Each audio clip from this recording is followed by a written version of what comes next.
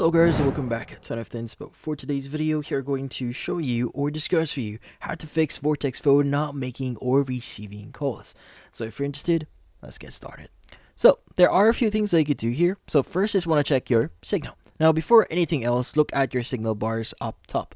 Now, if you're seeing weak or no signal at all, it could be the problem. Try moving closer to a window, step outside, or go somewhere with better reception. You'll be surprised how often it's just some signal issue here. Next is you may want to reinsert your SIM card. Now power off your phone completely first, then remove the SIM card carefully and look it over for any damage like scratches or cracks here. Now if it looks messed up, it might need replacing here. If it looks fine, just slide it back into the slot, making sure it's lined up properly with the little notch. Now, next is you want to restart your phone. Now, after checking the SIM card, go ahead and restart the phone and just hold the power button, tap restart, and if you have if you have it to power off, or you have the power off option here, choose that and wait for a few seconds. Then turn it back on manually and see if that actually solves any of your issue. Now, also you may want to clear your cache.